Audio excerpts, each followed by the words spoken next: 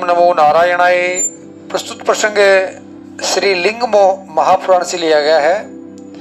यहाँ पर ऋषिगण सूत जी से पूछते हैं कि हे देवदेव जनार्दन से ज्येष्ठा लक्ष्मी की उत्पत्ति कैसे हुई, यानी कि जिसको हम लोग दरिद्रता बोलते हैं, लक्ष्मी बोलते हैं और ज्येष्ठा बोलते हैं, लक्ष्मी की बड़ी बहन बोलते हैं। वो गरीबी, वो दरिद्रता, वो अलक्ष्मी, वो ज्येष्ठा कैसे पैदा हुई? तो यहाँ पे सूत जी बताते हैं कि अलक्ष्मी को ज्येष्ठा कहा गया है।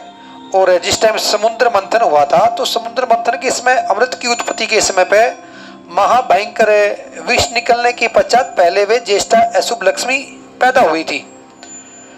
और ऐसा सुना जाता है कि और उसके बाद में लक्ष्मी पैदा हुई, उसके बाद में लक्ष्मी जी पद्मा का आविर्भूत हुआ था।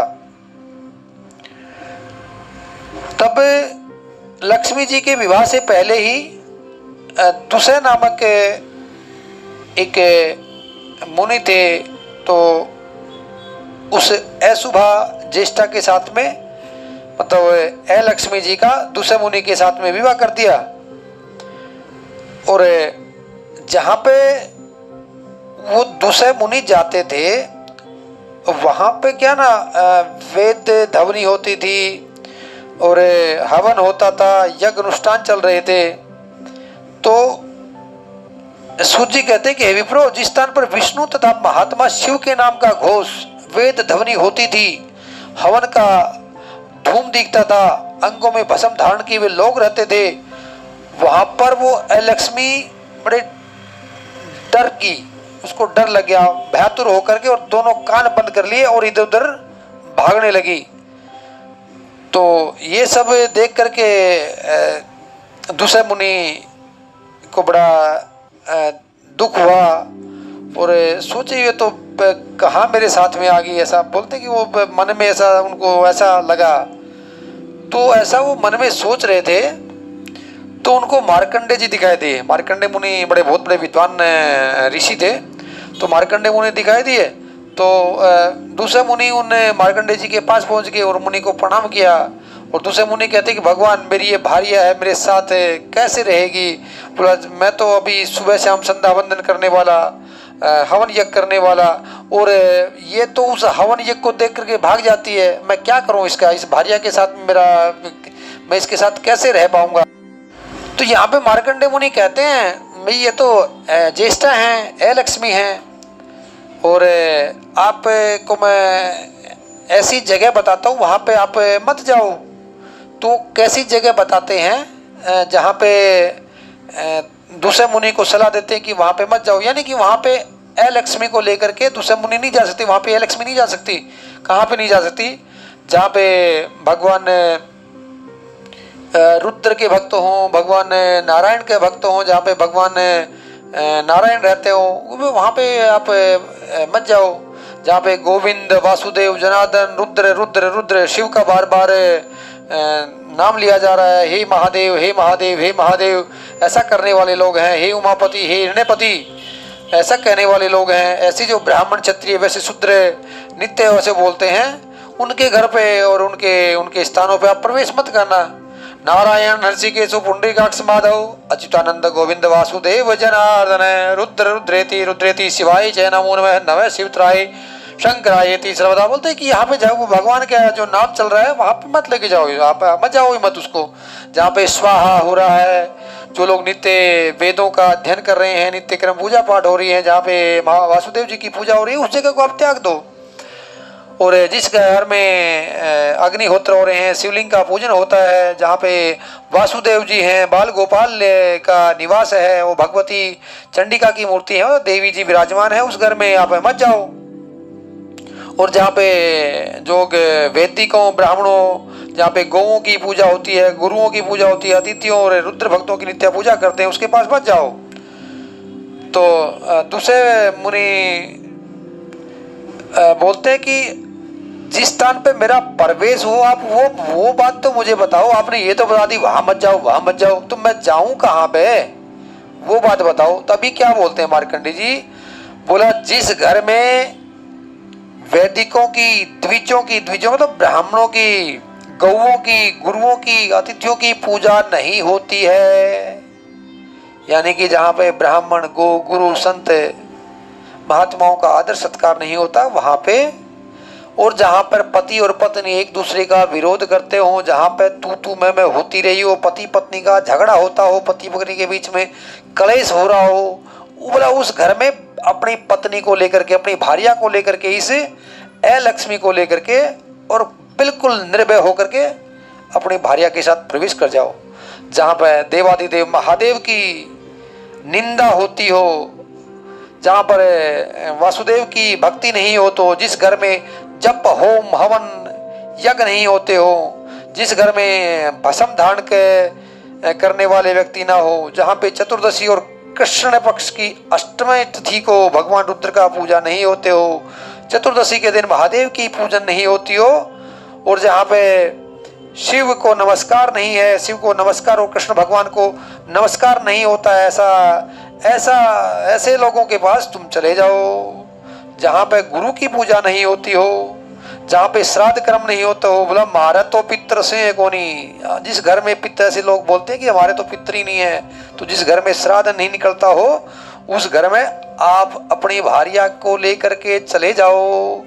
और जहां पर लोग रात्रि वेला में लोगों के बीच में परस्पर कलह होता हो, वहां पे आप अपनी भार्या को ले जा करके निवास करो। जहां पे शिवलिंग की पूजा नहीं होती हो, जिसमें घर में अतिथि सत्कार नहीं होता हो, गुरु का सत्कार नहीं हो, और गायों की पूजा नहीं होते हो, उसको अपनी भार्या को लेकर के वहां चले जाओ। जहां पे बालकों को देख करके बिना उनसे पूछे उनसे पहले भोजन कर लेते हैं, जहां पे हवन यज्ञ नहीं होते हो, उस घर में चले जाओ। आगे क्या बोलते हैं कि जिस घर की स्त्रियां चार दीवारी को लांग करके व्यभिचारिणी हो, और उस घर में भी प्रवेश कर सकते हो। आगे कुछ वास्तु के बारे में बताते हैं कि जिस घर में आक हो, नींबू हो, केली का वृक्ष हो, इमली, कदम्ब, खैर के वृक्ष हो, बरगद, पीपल, आम, गुल्लर, कटहल के वृक्ष हो, उस अपनी भार्या को लेकर के, उस लक्ष्मी को लेकर के चले जाओ।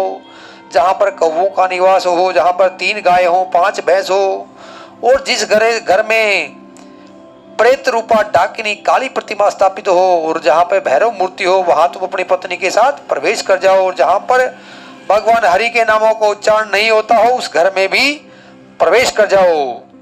आगे बोलते हैं कि जहां पर महादेव की निंदा होती हो, क्योंकि कहीं कहीं भगवान कृष्ण की पूजा करते हैं, भगवान विष्णु की पूजा करते हैं, और कुछ लोग महादेव की निंदा करते हैं। वो देखिए, महादेव भी ऐसे बोलते हैं, कृष्ण भगवान भी ऐसे बोलते हैं, हरि और एक ही बताए गए हैं। ये नहीं कि मैं हरि की पूजा करता हूँ तो हरि की नहीं करूँ, और हरि की पूजा करता हूँ तो हरि का नहीं हूँ।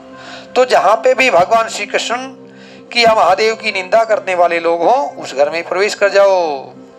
आगे कहते हैं कि जो लोग भगवान शिव जी को सबसे श्रेष्ठ नहीं कहते हैं, साधारण समझते हो, भगवान शिव जी को बोला कोई साधारण लोग समझते हैं, उनके घर पे प्रवेश कर जाओ। और जो मूर्ख अज्ञानी लोग अकेले ही पका हुआ अन्न खाते हों, अकेले पके मतलब भगवान को भोग लगाए बिना, उस घर में प्रवेश कर जाओ। और आगे कहते हैं कि जिस घर में संध्या के समय लोग सोते हों, उस घर में भी आप प्रवेश कर सकते हो। जहाँ पे जिस घर के लोग जुआ खेलते हों, जुआ से संबंधित बातें करते हों, किसी ब्राह्मण का धन हरण कर लेते हैं, जहाँ पे मद्यपान है, और जो घर के लोग प्रायी स्त्रियों में आसक्त रहते हैं, और जो पुरुष प्रायी स्त्रियों में और स्त्रियां हैं वो पर पुरुषों में आसक्त होती हैं, तो उस घर में भी आप प्रवेश कर सकते हो। आगे कहते हैं कि जो लोग पर्व के अवसर पर भगवान की पूजा में संलग्न नहीं रहते हैं, दिन में संध्या के समय अपनी पत्नी के साथ में शयन करते हैं, दिन के समय और संध्या के समय, बड़ा ध्यान देने वाली बात है बड़ी महाराज, पत्नी के साथ शयन करते हैं, उस घर में निवास करो। और जो लोग, ये थोड़ी सी मैं अभी लोकाचार के हिसाब से यहाँ पे स्पष्ट नहीं बोल रहा, आप इसका अध्ययन कर सकते हैं। आगे बढ़ता हूँ मैं। आगे कहते हैं कि जहाँ विष्णु की निंदा करने वाले लोग हों, और जहाँ पे, तो इस घर में आप दूसरा मुनि बोला अपनी भार्या के साथ में चले जाओ। और ये सब वो सब दूसरे मुनि को सब बताने लगे। अब मार्कंडे मुनि की बात सुन करके मार्कंडेय मुनि तो अपनी आंखों को धो करके और वहां से अंतर्ध्यान हो जाते हैं। तब जहां पे विष्णु भगवान की निंदा करने वाले लोग रहते थे वहां पे दूसरे मुनि अपनी भार्या को लेकर के पहुंच गए। दूसरे मुनि ज्येष्ठा से कहते हैं कि तुम इस ये जो तड़ाग है, ये जो तालाब है, इसके तट पे आश्रम में एक पीपल का वृक्ष है और इसमें रहो और मैं रसातल में प्रवेश करूंगा। तो अपने दोनों के निवास योग्य स्थान देख करके मैं तुम्हारे पास पुनः आ जाऊंगा।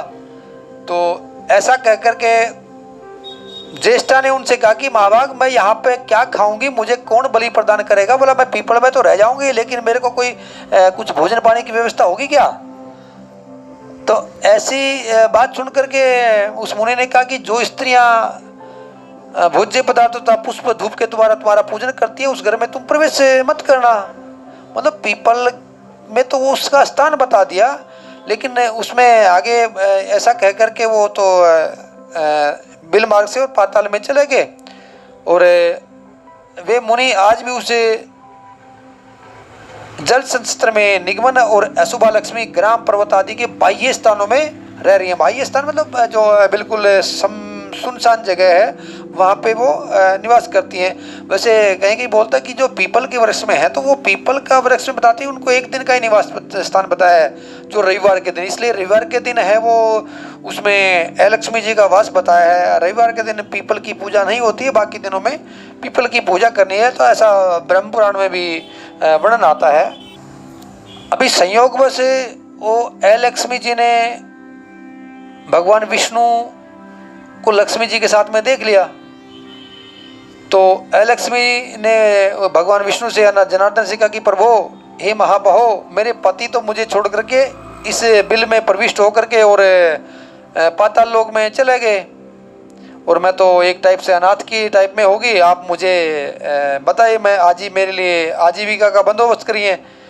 तो यहाँ पर सूत जी भी एक कथा सुनाते हैं कि तब मधुसूदन भगवान विष्णु उस ज्येष्ठा लक्ष्मी से हंस करके कहने लगे और विष्णु भगवान उस ज्येष्ठा को क्या कहते हैं कि जो लोग भगवान रुद्र का, पार्वती जी की और मेरे भक्तों की निंदा करते हैं उनका धन तुम्हारा ही है।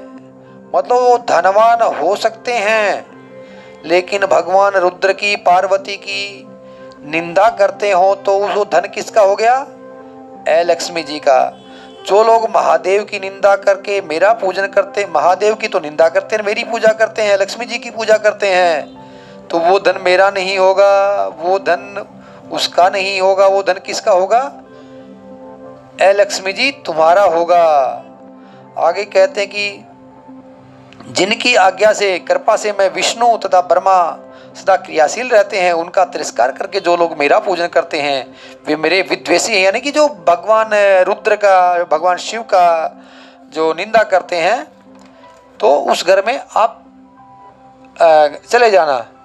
उनका जो घर है, धन है, खेत है, वो सब उनका जो पुण्य कर्म जो होगा वो तुम्हारा ही तो है। तो ऐसी बातें बहुत है कि मतलब यानी कि जो रुद्र की जो निंदा करते हैं, भगवान रुद्र की पूजा नहीं करते हैं, वो स्थान, वो जगह, वो घर, उसमें कितना भी पैसा हो वहाँ पे लक्ष्मी का वास हो सकता है। आगे सूजी कहते हैं कि ऐसा कर करके लक्ष्मी को विदा करके, लक्ष्मी को तो विदा कर दिया और भगवान जनार्दन लक्ष्मी के 6 की सिद्धि के लिए, लक्ष्मी 6 हो उसकी सिद्धि के लिए रुद्र का जप करने लगे। ओम नमः शिवाय, ओम नमः शिवाय, ओम नमः शिवाय, श्री शिवाय नमस्तुभ्यम, श्री शिवाय नमस्तुभ्यम। तो आगे कहते हैं कि सभी स्त्रियों को अनेक प्रकार के बलि उपचारों से सदा ज्येष्ठा लक्ष्मी की पूजा करनी चाहिए। यानी कि पीपल में जो आप जल चढ़ाते हैं तो वहाँ पे वो लक्ष्मी अपने आप ही अपना भोजन ले लेती हैं। जो स्त्रियां वहाँ पे दीपक लगा करके और जल चढ़ाते हैं और स्पेशली शनिवार के दिन तो पीपल वृक्ष को छू करके प्रणाम कर करके उसका पूजा करने जो शनि जनित जितने भी पीड़ा होती है वो दूर हो जाती है। आगे कहते हैं कि जो मनुष्य इस लक्ष्मी वृत्तांत को पढ़ता है अथवा सुनता है अथवा श्रेष्ठ द्विजों को सुनाता है, वह पाप रहित तथा लक्ष्मीवान हो जाता है और शुभ गति को प्राप्त होता है।